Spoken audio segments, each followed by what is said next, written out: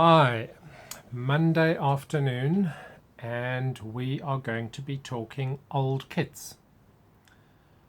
I'm going to run through a bunch of notes that I've made and run through a few of these kits and those, and just talk about a whole bunch of stuff. Not the most organized, I've just jotted it down and let's see where we go. But before we do, so this Dornier also falls into that category of the old kits, but I don't know what the date is. This could be an 80s kit. It probably is actually an 80s kit. Some of you will be way more knowledgeable on that. So I have cleaned it up a bit, and I will glue that horizontal stabilizer on, and it'll be a very nice kit once done. So it sort of falls into this chat that we're going to do now. And I've also done work on this one, which sort of also falls into this category. So this walrus is being modified, and I'm guessing that kit bashing is slightly more likely on older kits. This thing is looking quite interesting. Dropped the horizontal stabilizers, drilled a steel pin through, which was quite a tricky job, but it's not going to break off. It's quite nicely arranged. I have started getting a darkened interior. I just need to put some actual interior in there. And then, as some of you suggested, so what this is going to look like, if all of this can stay in my hands while I hold it up,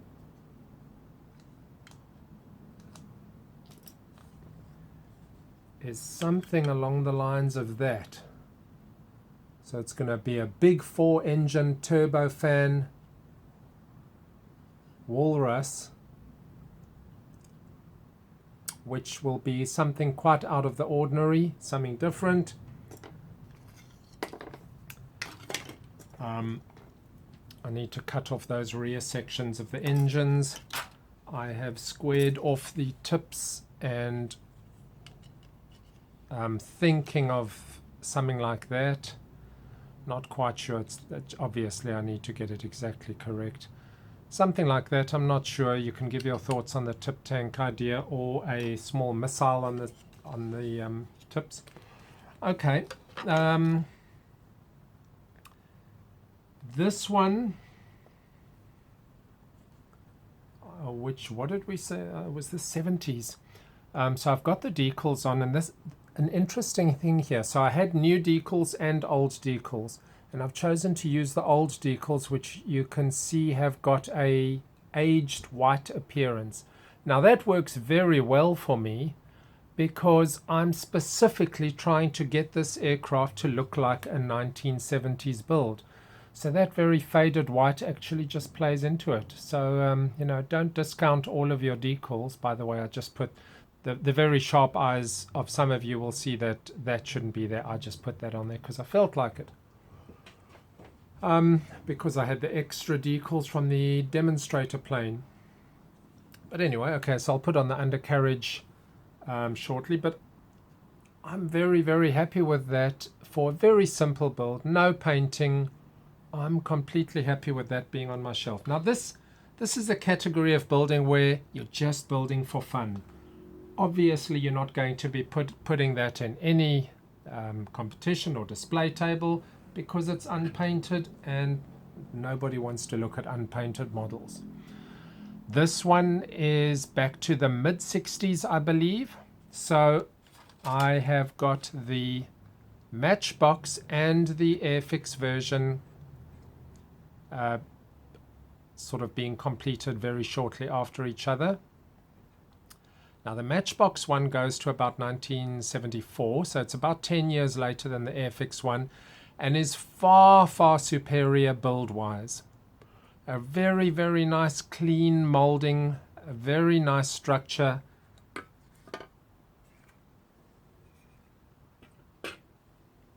And I'm busy working on that, trying to get it well. I will just mention this one thing, which we are going to discuss now when I go through this list of topics on the old kits. That piece, which slots in on the top there, I've cut it in half. You can see there's only half of it on there.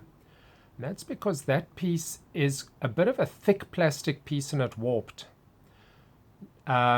Which means I suspect it was warped on just about every one of the kits that they released.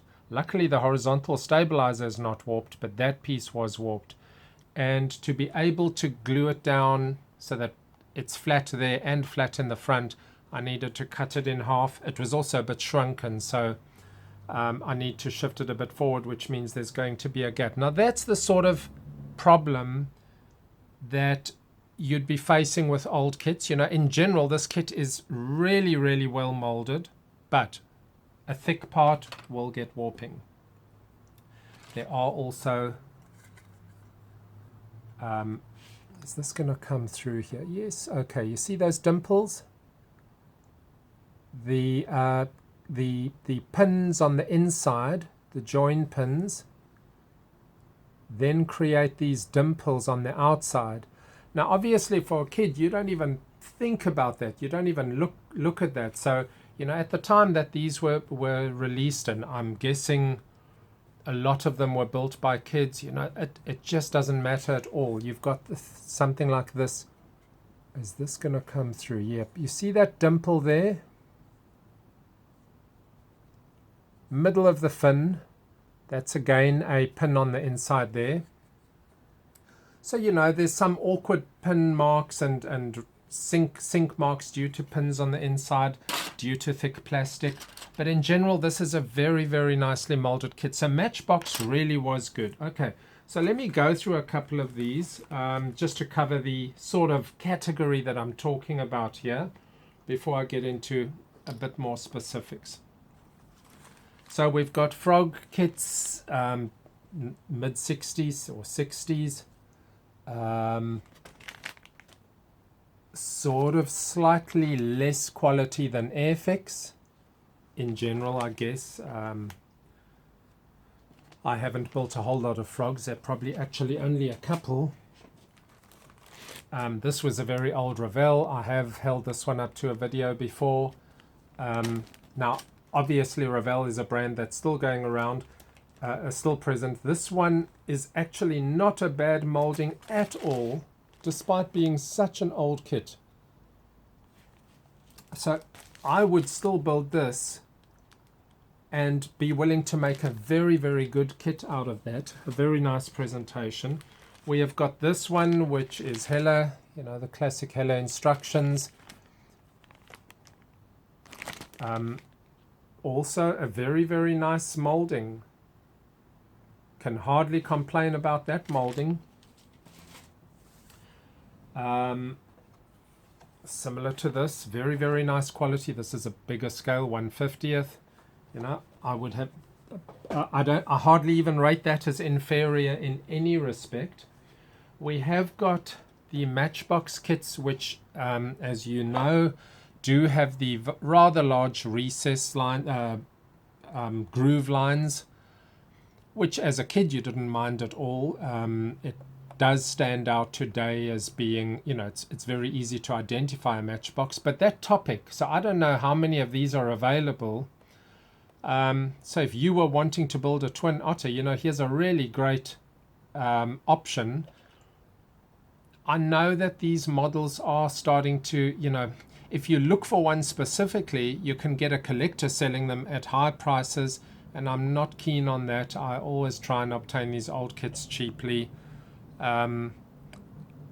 rather than looking for specific ones. So I'll sort of end up just with some random collection of old kits rather than the specific topics. But, you know, since I have the Twin Otter, that's going to be a very, very nice build of the Twin Otter. You know, we've spoken so much about Airfix, I don't really need to say too much more.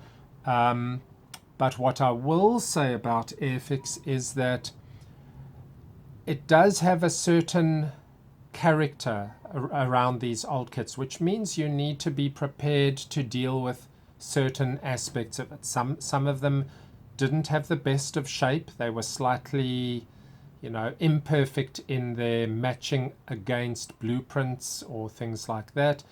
Sometimes you got a little bit of warping. You had the ejector pin mark. So, you know, you're not dealing with a perfect molding by any sense. You're just doing it for the enjoyment of the build. And that's what I did with this one. So, you know, why would you build the Defiant when this is one of the worst kits? Now, I know some of you have made comment that you built this Defiant and you really loved it. This is not an easy build, but I specifically built it because, as I said in that much earlier video, a friend of mine had built it, and there were so many problems as I was watching him build, and I know from a fact that this thing's got the wrong shape and everything. So I'm not building this to be representative of a Defiant as much as I'm doing it to challenge myself to see if I can build this kit just to the best of my ability with, you know, no gaps, no problems, nice joints and things like that. And I sort of rate the building of a lot of these older kits as merely the enjoyment and challenge to yourself of being able to build it well.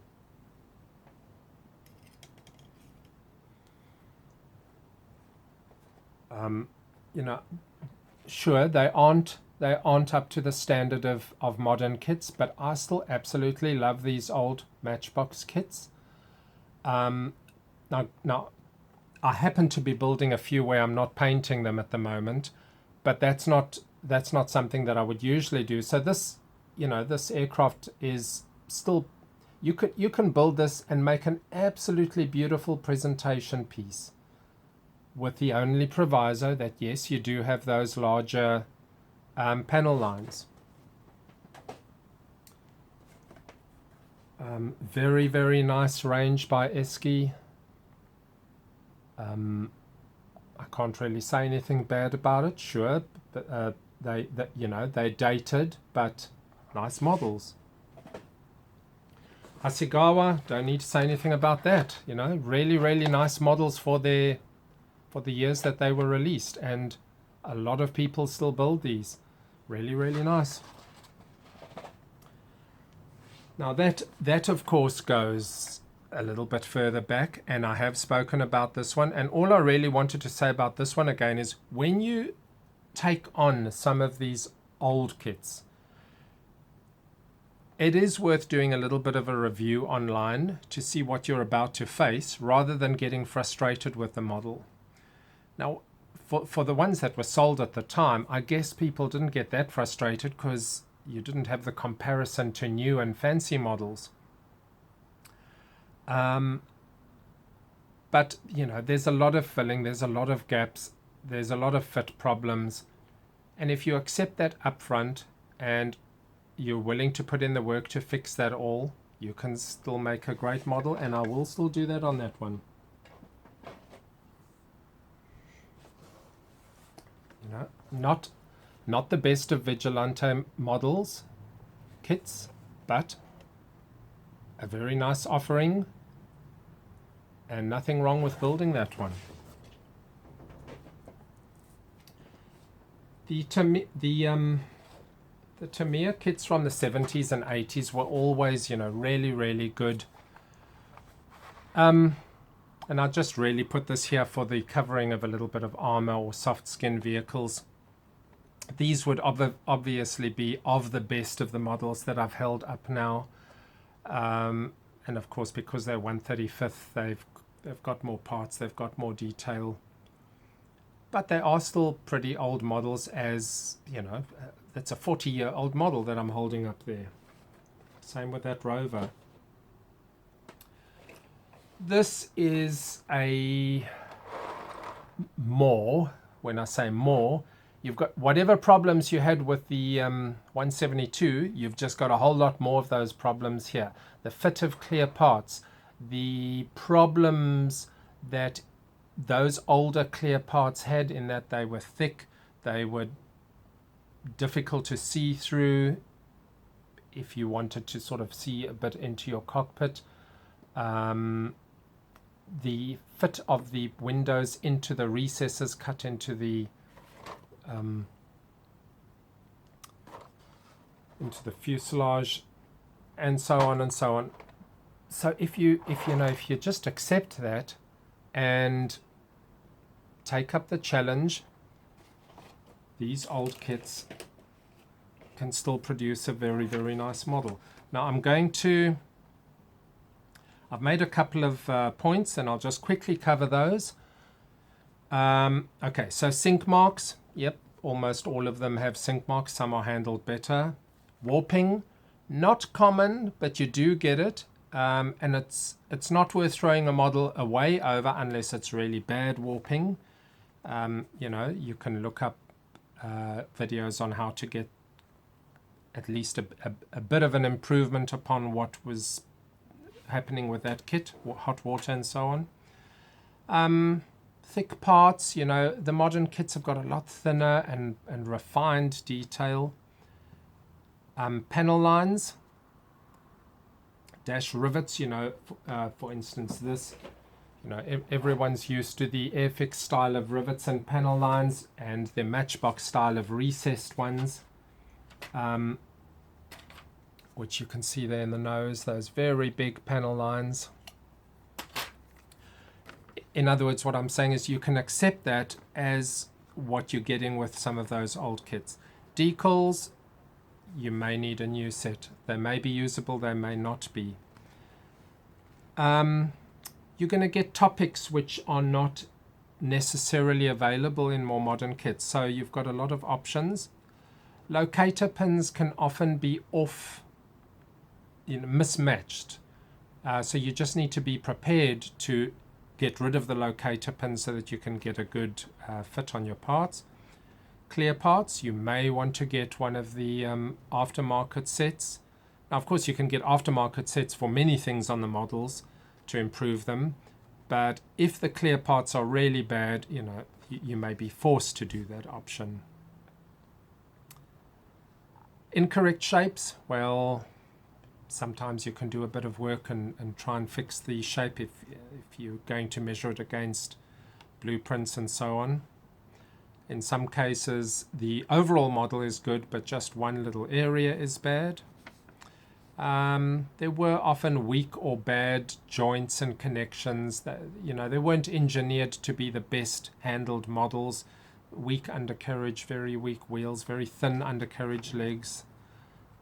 The plastic quality, sometimes hard, sometimes soft. The parts count, some of the models are very, very, very basic. And the level of detail in certain areas was just absolutely not present at all. And that's a good example of that, just empty undercarriage bays and very, very scant undercarriage legs. Not to mention those cockpits, which were just 2 seats and two crew. And I'd like to say that the cost of these kits is all very, very low. That excludes the fact that some so-called collectors on eBay and so on do try and sell them for ridiculous prices. So yeah, that's sort of what I wanted to cover with this. The personal challenge to make a nice kit out of an old kit. The personal challenge of making a nice presentation of a topic that wasn't necessarily available.